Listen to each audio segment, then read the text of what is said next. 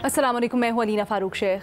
सबसे पहले तो हम इंतहाई जो अफसोसनाक ख़बर भारत से आ रही है उसके ऊपर ताज़ियत करना चाहते हैं उन फैमिली से जो कि मुतासरा हैं।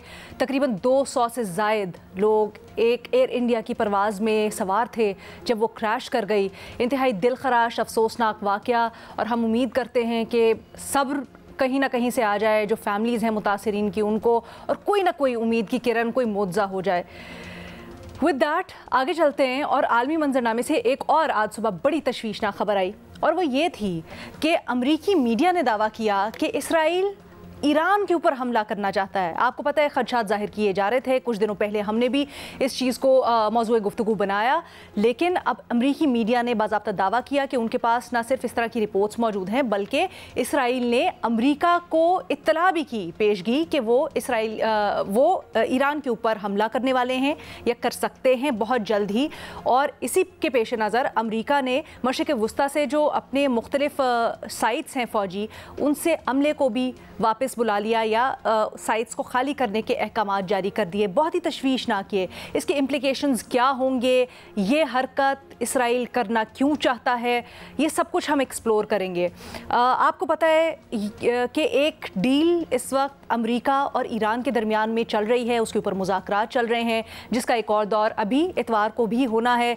ईरान के न्यूक्लियर प्रोग्राम से मुताल्लिक़ ये डील है, क्या इसकी वजह से भी कोई ये सारा का सारा मामला हो सकता है? सब कुछ एक्सप्लोर करेंगे। सवाल कुछ यूँ कि क्या एक और जंग छिड़ने जा रही है या ये एकदम दबाव की कोशिश है? एंड ऑफ कोर्स हम एक्सप्लोर करेंगे कि इसके असरात क्या हो सकते हैं, क्योंकि ये सिर्फ एक खित्ते तक महदूद नहीं है।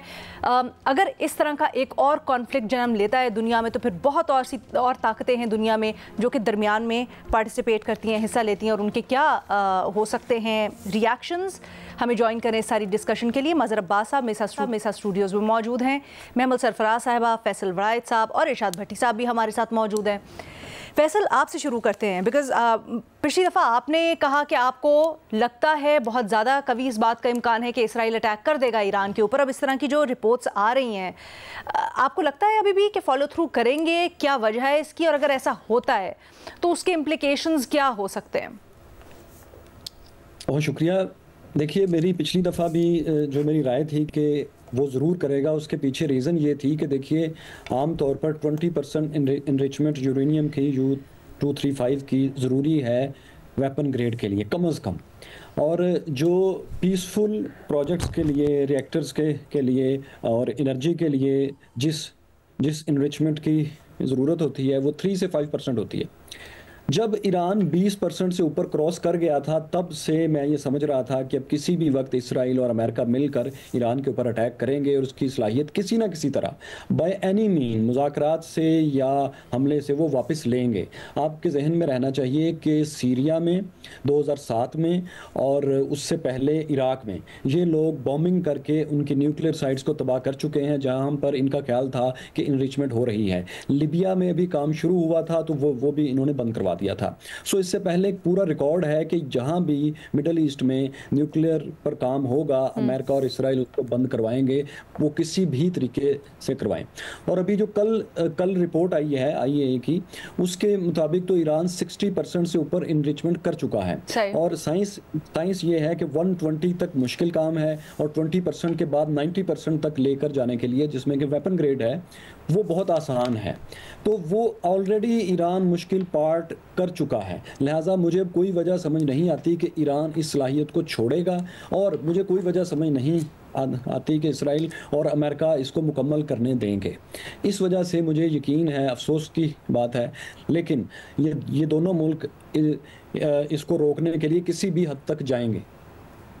अच्छा, अगर ऐसा खुदा ना खास्ता होता है जिसका आपको लग रहा है कि कभी इम्कान है, तो ये बताएं, ईरान फिर चुप तो नहीं बैठेगा? अभी उन्होंने कह भी दिया है कि वो रिटेलिएट करेगा, वो अमेरिका के जो बेड़े हैं उनको भी निशाना बना सकता है। फिर ये मामला किस तरफ जाएगा? देखिए, ईरान के साहिल के साथ साथ चंद किलोमीटर के फासले पर UAE है, फिर कतर है, फिर बहरीन है, फिर कुवैत है, सऊदी अरब है, उसके बाद लैंड को आगे से क्रॉस करके उसके साथ बॉर्डर के इराक है, फिर जॉर्डन है, तुर्की है, सब जगहों पर अमेरिकी अड्डे मौजूद हैं। और जो गल्फ है, पर्शियन गल्फ है, जो उसके बिल्कुल ईरान के साथ है, वहाँ आप याद रखें ईरान बहुत ताकतवर है। उसके पास बड़ी बड़ी सबमरीन्स तो नहीं है, लेकिन उसके पास बड़ी सोफिस्टिकेटेड छोटी मिनी सबमरीन्स हैं, जो कि सी टू सरफेस मिसाइल्स भी उनके पास अपने हैं, उन्होंने खरीदे नहीं, वो खुद बना सकते हैं। ये उनकी कैपेबिलिटी है जो बड़ी खौफनाक है, जिसका मतलब ये है कि आप अगर उनको हिट करेंगे तो कम से कम हिट करने के बाद जो आपको जवाब देंगे वो सहने की सलाहियत अमेरिका में और ख़ास तौर पर अरब ममालिक में शायद इस वक्त नहीं है, क्योंकि उसमें ईरान का तो नुकसान हो जाएगा, लेकिन इन ममालिक का और अमेरिकन बेसिस का भी बहुत ज़्यादा नुकसान होगा। और मुझे नहीं लगता कि वो जंग अगर शुरू हो गई तो 1-2 साल या 3 साल तक रुकेगी। आपको पता है कि फर्स्ट गल्फ वॉर 1 साल से ज़्यादा चली थी, दूसरी 11 साल के 7 साल से ज़्यादा चली थी। जब ये जंग शुरू होती है तो फिर सालों में जाती है। वियतनाम की 19 साल चली थी, और अभी आपके सामने यूक्रेन की 1 हफ्ते और 1 महीने का कहने के बाद और अब 3 साल से ऊपर हो चुके हैं उस जंग को। और ईरान इन ममालिक की निस्बत ज़्यादा ताकतवर है, स्ट्रेटजिकली बेहतर पोजीशन पर है। ये बहुत तशवीशनाक है। लेकिन महमद ये बताइएगा, ट्रंप ने आज फिर बयान देते हुए कहा है कि ईरान किसी भी तरह से न्यूक्लियर वेपन नहीं रख सकता और उसको हम नहीं रखने देंगे। आपका क्या अंदाज़ा है, क्या अमेरिका का और अब जो ये खबरें आ रही हैं ख़ासतौर पे इसराइल से मुतल्लिक, क्या ये ईरान को फोर्स करेंगे कि वो किसी डील की तरफ जाए, या जो भी उसको ऑफ़र होता है वो उसके ऊपर इत्तेफाक करे, या फिर आपको लगता है कि ये बैकफायर भी कर सकता है और ईरान फिर रिटेलिएटरी मोड में आ सकता है? देखिए लीना, पहली चीज़ तो ये है कि ये हो सकता है कि ये जो बातें अभी हो रही हैं कि जो एवैक्यूएट उन्होंने किया है अमेरिका ने अपनी एम्बेसीज चंद जगहों पे, वो शायद ये भी वजह हो सकती है कि एक तरह से वो प्रेशराइज भी ईरान को करना चाहते हों, क्योंकि आपको मालूम है कि चंद दिनों के अंदर एक बड़ी अहम मीटिंग जो है वो होने जा रही है अमेरिका और ईरान के दरमियान इस मामले के ऊपर। लेकिन दूसरी तरफ जो चीज़ कही जा रही है वो ये है कि देखिए इसराइल तो तैयार बैठा हुआ है ईरान के ऊपर हमले के लिए, और वो कोई आज से तो नहीं तैयार बैठा हुआ है। ये तो बात दुरुस्त है कि वो कई दहाइयों से जो है वो यही चीज़ करना चाहता है। एक खित्ते के अंदर जो अनसर्टेनिटी थी वो इसी वजह से बहुत ज़्यादा वहाँ पर है मिडिल ईस्ट के अंदर, क्योंकि ईरान और इजराइल की जो ये चीज़ और ख़ासतौर पर इजराइल के जो प्लान्स हैं। तो अब आप ये देखिए कि ये भी एक चीज़ हो सकती है कि अमेरिका को इस बात की मालूमात हों कि अगर जो है ये डील नहीं होती या अगर कोई इसके अंदर हिकअप्स आते हैं तो इजराइल जो है ये ना हो कि वो इस तरीके से अटैक कर दे। अब मामला ये है लीना कि अगर ऐसी कोई चीज़ होती है, अगर इजराइल वाकई ईरान के ऊपर अटैक करता है, क्योंकि देखिए अभी तो निगोसिएशन चलनी है, अभी तो जो है मामलात इतनी एक दिन के अंदर तो नहीं है, इस तरीके से तो नहीं हल हो जाते फ़ौरन, लेकिन अगर कोई इस तरह का अटैक हो जाए तो फिर तो उससे पीछे हटना बहुत मुश्किल होता है। इसलिए इजराइल को इस वक्त रोकना जो है वो सबसे अहम है, और अमेरिका को और बाकी ममालिक को ये चीज़ करनी चाहिए। अनफॉर्चुनेटली हमने ये देखा है कि अमेरिका जो है वो अभी तक इजराइल के साथ बिल्कुल एक तरह से उनका एलाय भी है, बड़ा स्ट्रॉन्ग एलाय है। आपको बल्कि अभी रॉयटर्स की आज ही एक रिपोर्ट आई है कि अमेरिका ने अमेरिकी एडमिनिस्ट्रेशन यानी ट्रंप एडमिनिस्ट्रेशन डिस्करेज कर रही है गवर्नमेंट्स को कि वो यूएन कॉन्फ्रेंस जो अगले हफ्ते होनी है, एक पॉसिबल 2 स्टेट सोल्यूशन इजराइल और पैलेस्टाइन के, उसको अटेंड करने से रोक रही है, और बल्कि ये कह रहे हैं कि वो इसको एक एंटी इजराइल एक्शन कह रहे हैं, और ये सऊदी अरब और फ्रांस जो है वो को होस्ट कर रहे थे। तो मतलब कि इस तरीके की बार फिर आपने देखा होगा कि उन्होंने कंडेम भी किया है कि जो इजरायली मिनिस्टर्स के ऊपर जो है वो सैंक्शंस जो लगाए हैं, तो ये वाली चीज़ भी वो कर रहे हैं। तो ये बेसिकली अमेरिका ही सिर्फ इजराइल को रोक सकता है ईरान के ऊपर अटैक करने से, अगर इस तरह का कोई मामला होता है, क्योंकि देखिए खित्ते के अंदर ऑलरेडी इजराइल एक जेनोसाइड कमिट कर रहा है, और जिस किस्म के उसके रेपरकशंस हुए हैं आप देख लें कि वो पूरी दुनिया के ऊपर उसके असरात आएंगे, और अगर ईरान और इजराइल की जंग हो जाती है तो उसके भी जो है उसके असरात से पूरी दुनिया फिर नहीं बच सकती है, खाली फिर मिडल ईस्टर्न रीजन तक नहीं रहेगी महदूद। ये जंग के असरात जो हैं वो ग्लोबल होंगे और बड़े फार रीचिंग होंगे। तो मेरे ख्याल ख्याल में बेहतर तो यही होगा, क्योंकि वैसे तो ट्रंप एडमिनिस्ट्रेशन के बारे में कहा जाता है कि वो एंटी वॉर है और वो चाहते हैं कि जंगे ना हो, लेकिन ये भी बात दुरुस्त है कि इजराइल को जो है शायद वो रेन इन नहीं कर पा रहे। ये भी एक वजह हो सकती है कि जिसकी वजह से सब कुछ चल रहा है। आपको ज्यादा इम्कान किस चीज का लगता है, ज्यादा इम्कान आपको इस चीज का लगता है कि दबाव के लिए? पहली चीज तो ये देखिए, पहली चीज तो ये कि बिल्कुल दबाव के लिए होगा, लेकिन पहली चीज तो ये कि जब ये टॉक्स हो रही हो तो उसके अंदर अगर कोई खातिर खा कामयाबी हो जाती है, फिर तो इजराइल के इस तरह के प्लान चलेंगे नहीं, फिर तो उनके पास कोई मौका नहीं होगा। Israel has been itching to attack. अच्छा, ये जो आप बात कह रही है ना कि ये सिर्फ दबाव के लिए, अगर सिर्फ ऐसी बात होती मजहर अब्बास साहब, मैंने कहा कि एक चीज हो सकती है कि शायद ये दबाव के लिए हो, लेकिन इजराइल चाहता है अटैक करना। मजहर अब्बास साहब, अगर ऐसी बात होती कि सिर्फ दबाव होता तो फिर अमरीका मशरिक़ वस्ता से अपने जो फ़ौजी हैं या फ़ौजी साइट्स हैं उनका इनखला क्यों करवाता? सीरियस कुछ है बात तो ये सब कुछ चल रहा है एक्टिविटी ऑन ग्राउंड? देखिए, एक बात हमें सबको तस्लीम करनी चाहिए, मान लेनी चाहिए कि ईरान जो है पोस्ट 1979 रेवोल्यूशन कभी भी अमेरिका और इजराइल ने तस्लीम नहीं किया, और उनकी फिर बढ़ती हुई जो ईरान इराक़ वॉर देख लें साल से जिसका भी ज़िक्र हो रहा था, उसके अलावा अमेरिका का मुसलसल प्रेशर, सैंक्शंस ईरान के ऊपर, उस सब के बावजूद जो है ईरान ने अपने आप को पोस्ट रेवोल्यूशन जो है अपने आप को खड़ा किया, अपने बलबूते पर खड़ा किया। अब सिर्फ ईरान का मसला नहीं है, ये हमें याद रखें कि अगर ये जंग होती है तो पाकिस्तान कहाँ खड़ा होगा, और ये सबसे हमारे लिए सबसे अहम सवाल है। हम पहले ही एक अफ़गान वॉर के, बल्कि 2 अफ़गान वॉर में जो है हिस्से बनकर हमारी सूरत हाल बहुत ख़राब हुई है, और एक ख़ास माहौल बन जाता है अगर ईरान पे अटैक इजराइल करता है और अमेरिका उसको बैक करता है, तो पाकिस्तान की पोजीशन बहुत ही ज़्यादा सेंसिटिव हो जाएगी। मुझे इसलिए शायद फौरी तौर पे ये नहीं लगता कि अटैक होगा। उसकी वजह ये कि उससे तो फिर पूरे डोनाल्ड ट्रंप का जो नैरेटिव है वो कि एंटी वॉर जो इमेज वो अपना बिल्ड करना चाह रहे हैं, वो सब का सब धरा का धरा रह जाएगा। ये मैं हम पिछले दिनों जब सवाल कर रहे थे उस वक्त भी मैं ये बात कह रहा था कि अमेरिका जो है, इजराइल जो अटैक मुसलसल गाज़ा पे कर रहा है, ये हो नहीं सकता कि उसमें अमेरिकन बैकिंग हासिल नहीं हो। लेकिन on paper, on ground Donald Trump क्या इंप्रेशन ले रहे हैं? सऊदी अरब गए, इजराइल नहीं गए। बहुत से लोगों ने सवाल किया कि जी क्या जो है अरब कंट्रीज़ के हाथ उठा लिए या कोई हाथ उठा लिए, लेकिन ऐसा नहीं है। देखिए, नहीं एक्सेप्टेबल है। एक्सट्रीमिज़म के हवाले से भी अमेरिका जो है वो ईरान को कभी भी काबिल कबूल नहीं रहा, और वो हर तरीके से उस पर दबाव, ईरान जितना भी उनको मुतमईन कर ले, लेकिन वो दबाव बरकरार रहेगा, इसलिए कि इजराइल चाहता है। और इजराइल कहीं ना कहीं, अगर फुल फ्लैज वॉर नहीं भी होगी तो कहीं ना कहीं कोई ना कोई एक्टिविटी ज़रूर होगी। लेकिन फौरी तौर पे मुझे जंग इसलिए होती नज़र नहीं आती कि उसके बाद जो डोनाल्ड ट्रंप का जो पूरा नैरेटिव है, और फिर हमारे लिए जो मुश्किल पोजीशन है, हम आज डोनाल्ड ट्रंप को बज़ाहिर अपना सपोर्टर और अपना हिमायती देख रहे हैं, ख़ास तौर पे कश्मीर के जिस कॉन्टेक्स्ट में और जिस तरीके से पाकिस्तान की फ़ौज की तारीफ़ें हो रही हैं अमेरिका में। लेकिन एक वाक़या, एक जंग इजराइल और ईरान की जिसमें अमेरिका इजराइल के साथ खड़ा होगा, हमारे लिए पोजीशन बहुत ज़्यादा नाजुक हो जाएगी। और गो कि हम मुसलसल ये कह रहे हैं कि हम उसका हिस्सा बिल्कुल भी नहीं होंगे, लेकिन हम उससे अपने आप को अलग भी नहीं कर पाएंगे। तो ये जो है, मेरे ख्याल अमेरिका या इजराइल अटैक करता है नहीं करता, ये हमें संडे की मीटिंग के बाद पता चल जाएगा। अरे संडे की मीटिंग तक आप समझ रहे हैं कि नहीं हो सकता, ये 2-3 दिन जो दरमियान में है, मुझे नहीं लगता तो कह रहे हैं किसी भी वक्त मीन्स फौरी।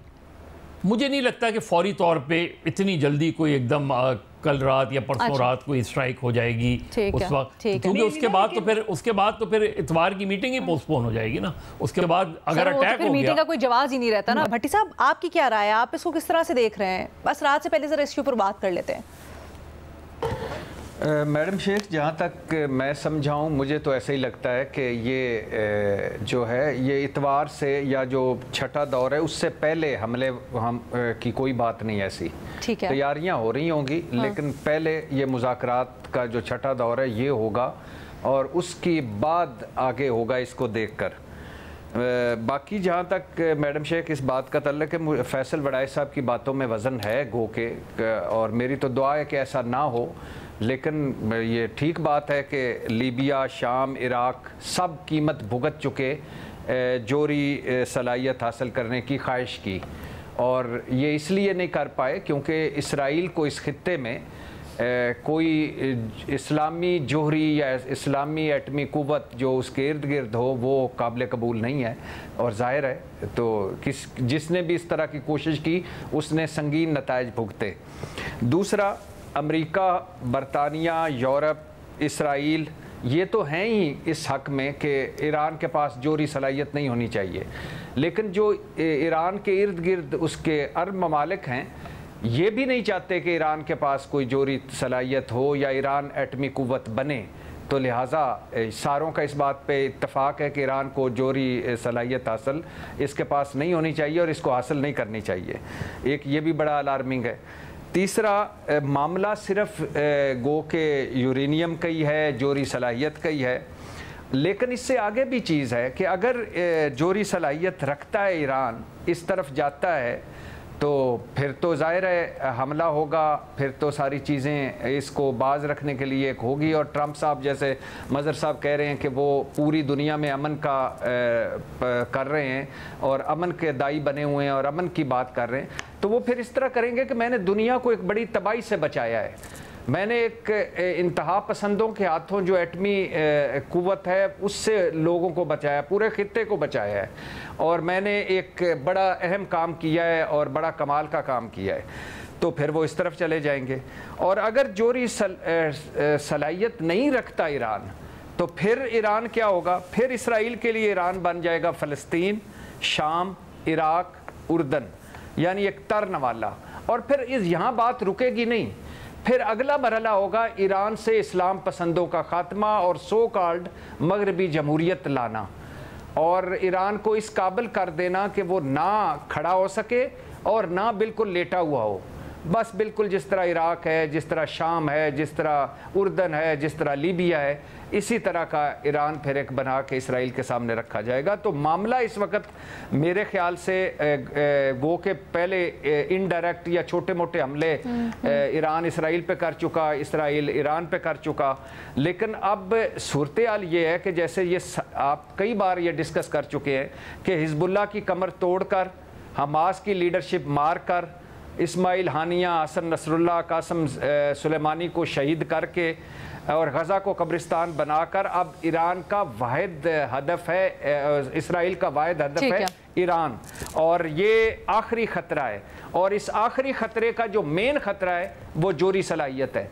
तो अगर छठा जो मुज़ाकराती दौर है वो इस तरह ख़त्म होता है कि डेडलॉक, यानी कोई ऑप्शन ही नहीं रह जाता कि बस ख़त्म हो गए मुज़ाकरात, तो फिर मुझे लगता है कि अच्छा, ये जो आप लोग कह रहे हैं ना कि ये जो आप लोग कह रहे हैं ना कि मुज़ाकरात से सबको जोड़े हैं, मोटिव बड़ा इंपॉर्टेंट है। फैसल, क्या आपको लगता है ईरान का फिर रिएक्शन क्या होगा? अगर इस तरह से ब्लैकमेल करने के लिए सारी की सारी बात हो रही है, ईरान घुटने टेक देगा, डील कर लेगा इस ब्लैकमेलिंग के नतीजे में, या फिर ईरान रिटेलिएट करेगा और उसका रिस्पॉन्स ये होगा कि मैं डील नहीं करता और रिस्पॉन्स उसका सख्त होगा? देखिए, ये एक अपहिल बैटल है और इसमें वो जीतेगा जो सबसे लंबी रेस का घोड़ा है, और इस लड़ाई में लंबी रेस का घोड़ा ईरान है।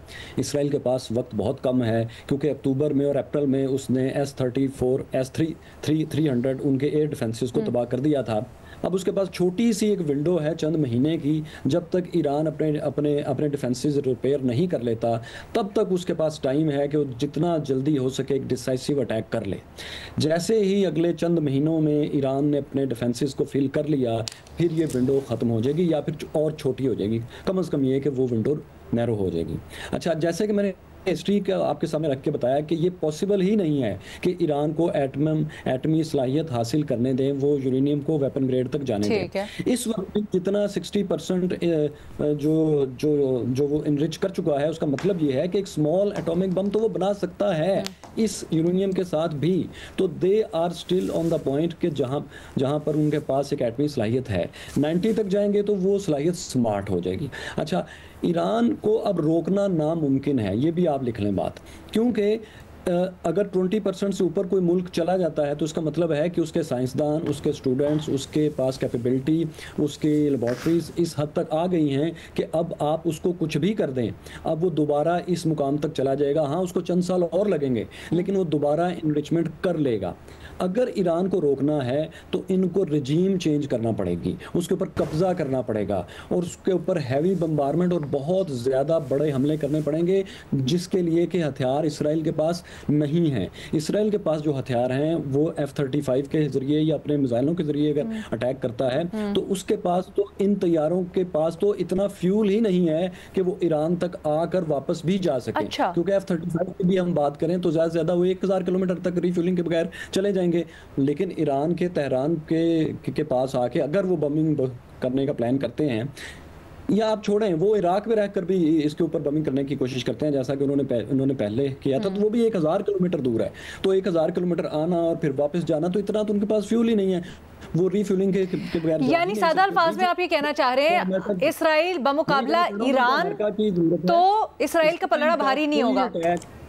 ईरान की न्यूक्लियर सलाहियत को परमानेंटली डिस्ट्रॉय अब नहीं कर सकता। जिस जगह पर ईरान है उसके लिए कब्जा चाहिए ईरान के ऊपर, उसके लिए अमेरिका की मदद चाहिए और बहुत लंबे अरसे के लिए चाहिए, ताकि वो पूरा इंफ्रास्ट्रक्चर, वो स्टूडेंट्स, वो साइंसदान, वो लेबॉर्ट्रीज मुकम्मल तबाह की जाएं। ऐसा इतना आसान नहीं है, लेकिन वो एक अटेम्प्ट इस स्मॉल विंडो में ज़रूर करेंगे जब तक ईरान अपने डिफेंसेस रिपेयर करता है। और एक बात और हमें जहन में रखना चाहिए बतौर पाकिस्तानी, अगर किसी वक्त खुदा ना खास्ता ईरान को परमानेंटली एटॉमिक सलाहियत से महरूम कर दिया गया जितनी भी उसके पास है, तो फिर ये हमारे लिए भी एक वार्निंग साइन है, फिर वो हमें भी नहीं छोड़ेंगे। और ये आप क्यों कह रहे हैं? क्योंकि वो ईरान जो इसराइल को क्वालिटेटिव एज लेकर देना है मिडल ईस्ट में, मिडल ईस्ट के एज पर हम बैठे हैं और हमें ये समझा जाता है कि हम अरबों के और मुसलमानों की एक ताकत हैं, अरबों के साथी हैं, अगर फारस के नहीं तो अरबों के तो हैं। तो वो इसराइल का जो क्वालिटेटिव एज है वो उनके ख्याल में मुतासिर होगा। अच्छा, और वो इसके लिए आएंगे। ये खतरा है, मैं ये नहीं कह रहा कि ये लाजमी होगा, लेकिन देखिए जब कौमें अपना डिफेंस तैयार करती हैं तो वो दूसरे की नीयत नहीं। चले, आई गेट योर पॉइंट। मेरा ख्याल है इसको हम किसी और दिन के लिए रख लेते हैं, ये एक बिल्कुल सेपरेट टॉपिक। बताइएगा, ये अगर खदशा मौजूद है और आप समझते हैं बहुत रियल है कि इसराइल वर्सेस ईरान हो, लेकिन आप समझते हैं कि इसराइल के पास कैपेबिलिटी नहीं है, लेकिन हमने तो पीछे देखा और सुना भी। एक सेकंड प्लीज, मैं फैसल से सवाल करना चाहती हूँ। हमने पीछे देखा कि किस तरह से बड़ी फाइन उन्होंने अपनी टेक्नोलॉजी इस्तेमाल करते हुए, उन्होंने वेपनरी इस्तेमाल करते हुए, इंटेलिजेंस इस्तेमाल करते हुए प्रिसाइज टारगेट्स इस्तेमाल किए। उनके पास बड़ी ज़बरदस्त टेक्नोलॉजी थी, ये दुनिया से ढका छुपा नहीं है।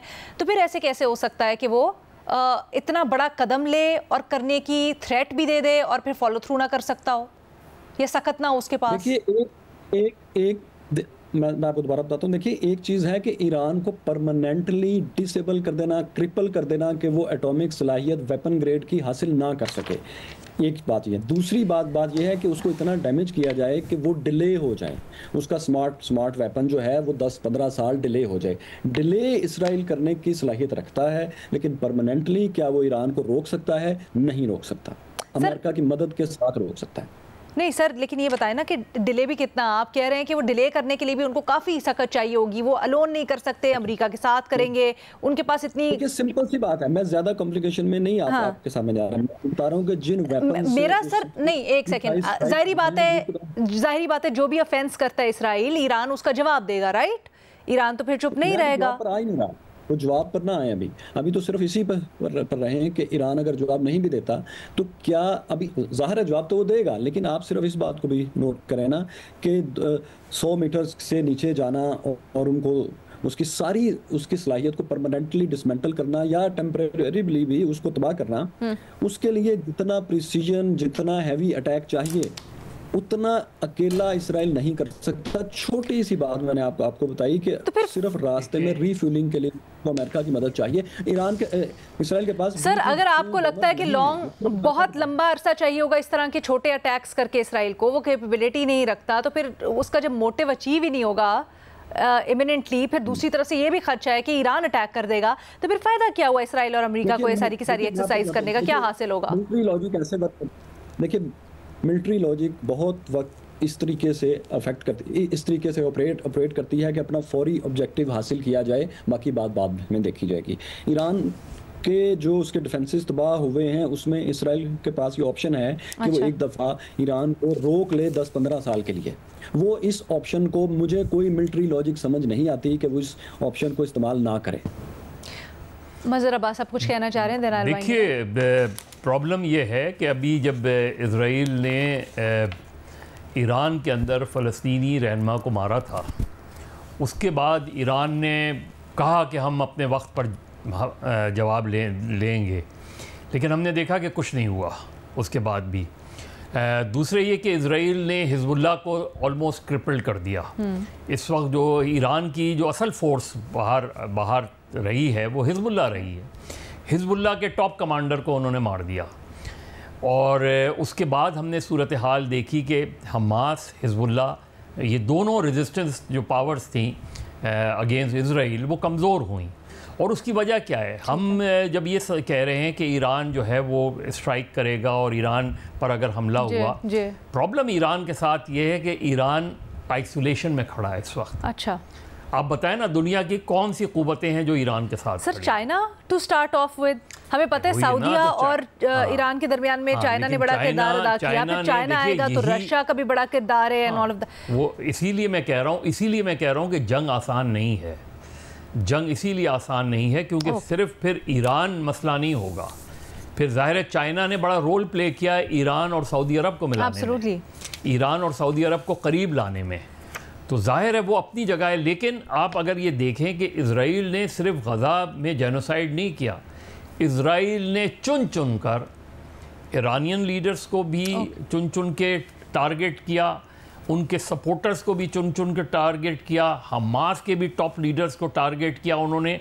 तो वो सिर्फ जंग नहीं लड़ रहे, वो दूसरे अंदाज में भी टारगेट कर रहे हैं, और रिटेलिएशन उस तरह हमें नज़र नहीं आ रही। मतलब ईरान ज़रूर ये कहता है, लेकिन हमने देखा कि जो हालात हुए उसमें प्रैक्टिकली उसकी हमें नज़र नहीं आई। ओके जी, ठीक है। ऑल्दो हमारे पास सवाल इसके असरात क्या मुमकिन हो सकते हैं, इंतहाई इस वक्त तशवीशनाक सूरत हाल है। हम आने वाले दिनों में भी इसको डिस्कस करेंगे। अभी वक्त की ज़रा कमी है, आप लोगों के सवाल भी शामिल करने हैं। So let's wind it up यहाँ पर। एक छोटी सी ब्रेक, फिर आपके सवाल। Welcome back. आप लोगों के सवाल शामिल करते हैं। भट्टी साहब, आपसे पूछा जा रहा है अली अमीन गंडापुर के बयान से मुतल्लिक जो कहते हैं कि इस्लामाबाद की तरफ मुमकिन मार्च के तनाजुर में हम इस बार हथियार लेकर आएंगे और ठोकेंगे। पूछा यह जा रहा है, तहरीक इंसाफ तो दावा करती है वो पुरअमन जमात है, तो फिर इस बयान को आप कैसे देखते हैं? इस मुल्क में मैडम शेख क्या क्या हो रहा है, बजट, तनख्वाहें, आम आदमी, नए टैक्स। हमारे पास दो ही इशू हैं, एक बाहर का और एक अंदर का, और अंदर का तहरीक इंसाफ का। तो लेकिन चलो, बहरहाल मैडम शेख ये एक सियासी बयान है, और बयान है अली अमीन गंडापुर के वो जो ख़ास एक उनका बयानबाजी होती है उसी तरह का एक बयान। उसकी वजह यह है कि एक तो अभी तक इमरान खान ने लाएअमल नहीं दिया तहरीक का, कि तहरीक होगी भी या नहीं होगी, तो किस तरह की होगी। अब उनको बताया गया कि मौसम गर्म है, आगे मुहर्रम है, पार्टी में अंदर भी बहुत सारी चीज़ें करनी हैं, तो अभी तक उन्होंने लाएअमल देना है, अभी लाएअमल नहीं दिया। दूसरा, इस तहरीक में अली अमीन गंडापुर साहब का लीड रोल नहीं है। अभी तक जो बताया गया है, इमरान खान साहब ने बताया, वो है कि उमर अयूब और सलमान अकरम राजा, और अभी सुना जा रहा है अलीमा खान साहबा का कि शायद वो भी हों, तो ये लीड करेंगे। तीसरा, ये तय हो चुका है कि इमरान खान साहब कह चुके हैं कि हम इस्लामाबाद नहीं आएंगे, हम ये तहरीक होगी, मुल्कगीर होगी, लेकिन इस्लामाबाद नहीं आएंगे। तो कहाँ इन पे गोलियां चलेंगी और कहाँ ये हथियार लेके आएंगे? तो ये एक बयान बराए बयान है, एक सियासी बयान है, उन्होंने अपने अंदाज में कह दिया। ठीक है, थैंक यू सो मच भट्टी साहब। अगला महमल के लिए, महमल, ग्लोबल जेंडर गैप रिपोर्ट 2025 आई है, जिसके मुताबिक दुनिया के सिनफी मसावात के सफ़र में 11 साल की बेहतरी ज़रूर दिखाई गई है, लेकिन हदफ हासिल करने में अब 123 साल अभी भी लगेंगे। पाकिस्तान से मुतल्लिक जो तशवीशनाक खबर है, जिससे मुतल्लिक सवाल हो रहा है, वो कि Pakistan global gender gap report 2025 में 148वें मुल्क में के तौर पर सामने आया है, यानी 148 ममालिक में से लास्ट नंबर पर है। पाकिस्तान मुसलसल सिनफी मसावात में इतना पीछे क्यों है आपके ख्याल में? देखिए लीना, पहली चीज़ तो ये कि ये जो इम्पोर्टेंट इसके अंदर फैक्टर्स होते हैं इस रिपोर्ट के, उसमें एक होता है इकोनॉमिक पार्टिसिपेशन एंड अपॉर्चुनिटी, एक होता है educational attainment, health and survival होता है, और पॉलिटिकल एम्पावरमेंट होते हैं। अब आप अगर ओवरऑल इन फैक्टर्स को भी देखें, और फिर आप वैसे भी हमारा जो मुल्क है आपको मालूम ही है कि यहाँ पर तो एक पेट्रियार्कल सोसाइटी है, यहाँ पर 17 साल की बच्ची को मर्डर कर दिया जाता है, फिर भी यहाँ पर हम विक्टिम ब्लेमिंग देखते हैं। यहाँ पर हम अदालतों के अंदर देखते हैं कि एक बेहिमाना कत्ल के बावजूद जो है वहाँ पर जो वकला की टीम है वो अटैक विक्टिम को ही कर रहे होते हैं। यहाँ पर तो ये बहुत कॉमन है विक्टिम ब्लेमिंग। लेकिन जो दूसरी चीज़ें जो बहुत अहम है और हम ये बहुत बार इधर डिस्कस भी कर चुके हैं लीना, वो ये कि एक तो फाइनेंशियल इंडिपेंडेंस यानी इकोनॉमिक अपॉर्चुनिटीज़, जॉब अपॉर्चुनिटीज़, ये चीज़ होनी चाहिए। फिर एजुकेशन के अंदर बच्चियाँ जो हैं वो कितनी पीछे हैं, ख़वातीन कितनी पीछे हैं। फिर जब हम पॉलिटिकल एम्पावरमेंट की बात करते हैं तो बिल्कुल कुछ की पोजीशंस पर हमें ख़वातीन ज़रूर नज़र आती हैं, लेकिन क्या वो ओवरऑल एक पॉलिटिकल एनवायरनमेंट के अंदर की डिसीजन मेकिंग पोजीशन में होती है? नहीं। हम ये कई बार डिस्कस कर चुके हैं कि टिकट्स देनी हो, जनरल सीट के ऊपर टिकट्स देनी हो, या कैबिनेट की पोजीशंस हो, तो वहाँ पर हमें ख़वातीन नज़र नहीं आती। इवन इंडस्ट्रीज़ के अंदर जो है की एडिटोरियल पोजीशंस के ऊपर या डिसीजन मेकिंग पोजीशंस के ऊपर जो है वो ख़वातीन नहीं नज़र आती। और फिर हेल्थ और सर्वाइवल, जो ख़वातीन और बच्चियों के जो हेल्थ है और उससे रिलेटेड जो चीज़ें होती हैं वो भी, उसमें भी हम बहुत पीछे हैं। तो बहुत सारी वजूहात है, लेकिन सबसे पहले हमें अपना माइंडसेट चेंज करना होगा। और दूसरी चीज़ कि हमारी हुकूमत को वुमेन एम्पावरमेंट में असल में काम करना होगा, सिर्फ लफ्जी बातें नहीं करनी होंगी, बल्कि असल में इनके हकूक़ के लिए और इनकी एम्पावरमेंट के लिए काम करना होगा। ठीक है जी, वापस आएंगे मज़हर साहब और फैसल से सवाल करेंगे। Welcome back. फैसल, आपके लिए सवाल आया है। फ़लस्तीनियों के खिलाफ पुरतशद्दुद कार्रवाइयों पर उकसाने पर बरतानिया, ऑस्ट्रेलिया, कनाडा, न्यूजीलैंड और नॉर्वे ने इसराइल के 2 इंतहा पसंद वज़रा पर पाबंदी आयद की है। क्या ये सिफारती दबाव इसराइल की पॉलिसीज़ में कोई अमली तब्दीली ला सकेगा? ये कैसे तब्दीली लाएगा ये दबाव? बिन गवेर और स्मार्टरिच पर आपने पाबंदी लगा दी कि अगर उनके कोई बैंक अकाउंट्स हैं तो हम उनको यहाँ पर फ्रीज़ कर देंगे, और अगर वो इन ममालिक का वीज़ा हासिल करने की कोशिश करेंगे तो हम वीज़ा नहीं देंगे। ये पाबंदी उसको कैसे तंग करेगी, कैसे, मुझे नहीं समझ आया। ये बस अपने हाथ वो जो खून फ़लस्तीनियों का बहा रहे हैं तो वो एक इम्प्रेशन देना चाहते हैं कि हम इसमें शामिल नहीं हैं। हालांकि इस वक्त भी इसराइल जिन वेपन से वहाँ पर अटैक कर रहा है वो तमाम वेपन तो उसको बरतानिया से आ रहे हैं, सिर्फ कनाडा नहीं अब तक। सादा अल्फाज में आप ये कहना चाह रहे हैं फेस सेविंग है? फेस सेविंग कर रहे हैं और इसके अलावा कोई बात नहीं है। असल में उनको ईरान वॉर चाहिए, एक मुकम्मल जेनोसाइड के लिए उसका एक कवर चाहिए, तो वो उस कवर का सारा बंदोबस्त कर रहे हैं। आपका सारा प्रोग्राम इसका गवाह था, तो उसकी तैयारी है। अब देखें वो कब खौफनाक होता है। उफ, आप तो ये कह रहे हैं, लेकिन हम दुआ करते हैं कि ऐसा ना हो। ये बहुत ही खौफनाक एक सूरत अगर ऐसा हुआ। मज़हर अब्बास साहब, आपसे सवाल ये हो रहा है कि बजट आया है, इसमें काफ़ी अभी तजावीज़ ही आई हैं सिर्फ के टैक्सेस लगेंगे, जैसे सोलर पैनल्स के ऊपर 18% टैक्सेस, तो दुकानदारों ने कीमतें बढ़ा दी हैं। सवाल ये हो रहा है कि क्या हम इस सूरत हाल के ख़ुद भी ज़िम्मेदार हैं, और कितने हैं कि अभी तो हुआ नहीं और आप देखें ना कीमतें कंट्रोल हो रही हैं ना कुछ हो रहा है। देखिए, इन सब चीज़ों का ताल्लुक गवर्नेंस से है। ये बैड गवर्नेंस की निशानियां हैं ना, कि दुकानदार बढ़ा देता है कीमत, कोई पूछने वाला ही नहीं है उसको। जो पूछने वाला होता है वो उससे मामला तय कर लेता है। अब लोग क्या करें? लोगों की मजबूरियां होती हैं और उन मजबूरियों से फ़ायदा उठाया जाता है। यानी जैसे आप देखें कि लोड शेडिंग उस एरियाज़ में अगर 20 घरों ने कुंडा डाला हुआ है तो 400 घर उससे क्यों मुतासर होते हैं? आप उन 20 घरों को क्यों नहीं वो करते? आप जाएं उन 20 घरों को जहाँ कुंडे पड़े हुए हैं, कुंडों को वो करें, उनकी बिजली को डिस्कनेक्ट करें। उसकी वजह से आप पूरे इलाके में को कैसे अंधेरा आ जाता है? पूरे इलाके में लोड शेडिंग की क्या जस्टिफिकेशन होती है? अब लोगों ने सोलर अगर एक आया कि उन्होंने ऑल्टरनेट बिजली के तौर पे सोलर का इस्तेमाल शुरू किया, तो आपने सोलर पे टैक्स लगा दिया। अब सोलर पे लगाया है तो उसने, जाहिर है सोलर दुकानदार जो है उसने इंतज़ार ही नहीं किया। अभी तो बजट अप्रूव ही नहीं हुआ है। हो सकता है 18% ना ही हो, कमी हो सकता है ना हो, कमी हो जाए। लेकिन कौन चेक करेगा? ये किसकी जिम्मेदारी है? ये अहम बात है ना। ये हुकूमत की जिम्मेदारी है ना, ये इंतज़ामिया की जिम्मेदारी है कि जाके मालूम करें कि वो कीमतें अगर बढ़ाई जा रही हैं तो वो कीमतें क्यों बढ़ाई जा रही हैं, उसको रोका जाए, उनके खिलाफ कार्रवाई की जाए, कानूनी कार्रवाई की जाए। यहाँ यही होता है ना पेट्रोल की कीमत ऊपर गई तो बसों के किराए बढ़ गए, बसों के किराए, जब पेट्रोल की कीमत नीचे आई तो किसी ने चेक किया कि बसों के किराए नीचे क्यों नहीं आए। ठीक है, तो यानी ये जो आपसे सवाल हो रहा है कि बतौर कौम हम खुद इस सूरत हाल के कितने जिम्मेदार हैं, आपके ख्याल में लॉ एनफोर्समेंट ज्यादा हो तो लोग खुद ही सीधे हो जाएंगे? मैं आपको बताऊं, बतौर कौम आपने एक अच्छी कंज्यूमर सोसाइटीज बनानी चाहिए। अगर फर्ज करें गोश्त महंगा हो रहा है तो आप गोश्त खाना छोड़ दें, कुछ दिनों के लिए ना खाएं गोश्त, आप देखें कीमतें कैसे नीचे नहीं आएंगी। इसी तरह ये प्रेशर्स बनाए जाते हैं। अच्छी कंज्यूमर सोसाइटीज़ जो होती हैं और उस पर लोगों को रिस्पॉन्ड करना चाहिए। ये इसी तरीके से सोसाइटीज़ तब्दील होती हैं, इसी तरीके से चीज़ें तब्दील। चले, हम उम्मीद करते हैं अभी ये इशू यहाँ पर उठा है तो फिर इसके ऊपर एक्शन होगा इंतज़ाम से, और जो लोग ये हरकतें कर रहे हैं उनसे पूछताछ होगी और इसके ऊपर एक्शन होगा। विद दैट हमारे पास आज वक्त इतना ही था। इजाज़त दें, अल्लाह हाफ़िज़।